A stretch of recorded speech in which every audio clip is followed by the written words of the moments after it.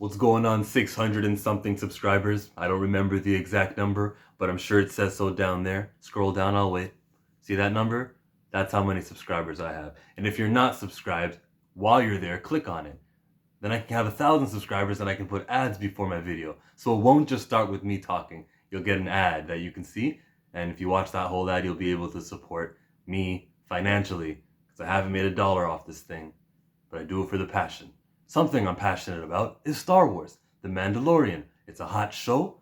I loved it. Episode 5 had a post-credit scene. It might have been before the credits, actually. But it had an epic scene where we saw someone walk up to that dead body, Fennec.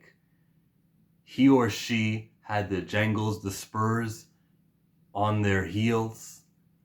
Went a little bit low, saw the knee, and it cut away. Who was that?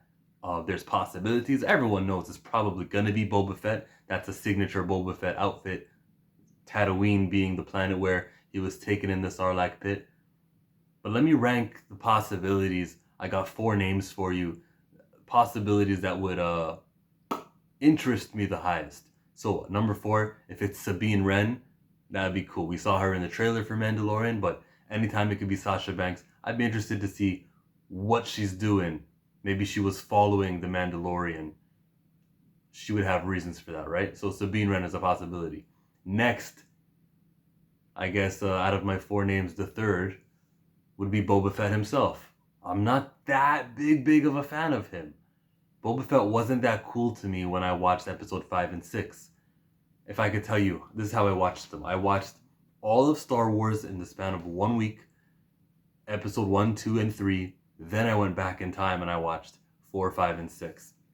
So I didn't have the 3 years in between films wondering who this bounty hunter is, or even caring that he was a bounty hunter. I just thought it was a cool thing how he stayed behind during Han Solo's move with the trash compactor, and you could leave before they went to hyperspace. They had to empty the trash. That scene, you know the scene. If you're watching me, you know the scene. I thought, okay, that's pretty cool. Other than that, like, I didn't even know his name or nothing. Which is, let me just side rant right now. Which is the difference between the prequels and the sequel trilogy. In the prequel trilogy, they took a guy like Boba Fett who barely had lines, and they gave him a history, a backstory. They included him in the clone story, and apparently all the clones look that way. And there's a reason why he hates the Jedi. He saw Mace Windu slice off his dad Django in the middle of the Geonosis battle, and now he's got to look at that head and pick it up. Even though it's only like 3 seconds of the movie, that meant a whole lot. But we took something that was fan loved, which was Boba Fett, and they made something out of it in the prequel trilogy. Now we look at the sequel trilogy. Admiral Akbar, it's a trap. He's got a few more lines, but he's not too significant of a character. Yet we all know his name. Since we all love Star Wars, we know his name. Similar to WWE. Everyone was watching in the 90s. The Godfather, he's the Godfather. He wasn't winning all his matches or nothing, but everyone knows that name. Someone like Jeff Hardy, someone like Matt Hardy. I'm just naming champions now. JBL, Edge, around that time, these guys were not world title material. Eddie Guerrero, Benoit, but they were there in 1999. What happened when Rock, Austin, everyone started leaving? All of a sudden, those were the guys winning the championships because that was the hot thing at the time. So wrestling was hot in the 90s, and the people on top were Kurt Angle, Triple H, and Rock. When Star Wars was at its hottest, the people on top were Luke, Leia, and Han. However, people grew to love R2-D2 and the lesser known characters, like Lando Calrissian being one of them. So my comparison coming full circle was Admiral Akbar was treated like trash in the sequel trilogy. Lando, man, how do you not put him in the first and the second of your trilogy? He should have been there. So that's the difference. So Boba Fett, as much as he is not my favorite character because he just isn't my favorite character, I wouldn't be that favorable. Okay? I opened so many tabs, but I feel like I closed them all, and now I'm back to the main topic of this video. The second most interested person I would be Ahsoka Tano. What if that's her? What if she's down in Tatooine because, I don't know, connections to Luke Skywalker maybe? Who knows if they met? They probably did meet. You know they have to have met. Dave Filoni is not going to let that opportunity slide. For the moment where Ahsoka meets Luke, What's your last name? Skywalker. Zzz, step away from me. Like, that's gonna be a crazy meeting. But it could be Ahsoka Tano. And my number one would be Luke Skywalker. That if that's him on his home planet, he's just checking around. I heard there was some noise here. What happened to Fennec?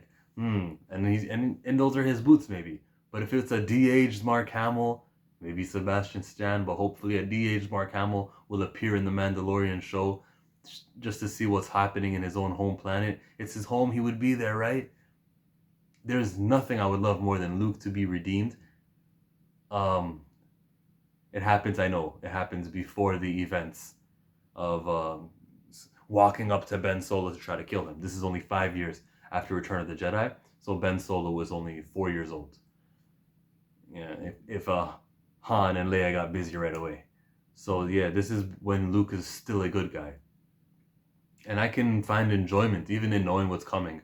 I can watch Luke Skywalker in Mandalorian and be like, yeah, that's my hero. He hasn't done the stupid thing yet. It's to bring it back to wrestling. It's sort of like Chris Benoit. I can watch a Benoit match, and that's not a killer. He hasn't done anything. This is a guy doing a German suplex. Nothing wrong with Chris Benoit. He's an innocent man who I'm watching perform this wrestling match, and he's damn good at it. I can do that because he hasn't killed anyone yet. Likewise, Luke Skywalker hasn't walked to his nephew in his sleep to try to slice him in a moment of anger. Did I really just say that? Yes, I did. Thank you, Ryan Johnson, and thank you, Kathleen Kennedy. And to all my sequel lovers, you're not going to change my mind. Sunil, you're not going to make me think that it's a good. Aggressively, you're not going to make me think Star Wars is good, but I don't know. I'm sure you have something to say about what I just talked about. And to like everyone else, side note. Do you think the majority of fans are down with the sequel trilogy, or is it a vocal minority? From what I see, like every YouTuber, people are down on the sequel trilogy from Google Trends that you check, from box office. We go from $2 billion to $1.3 billion to 1 billion and 53 million.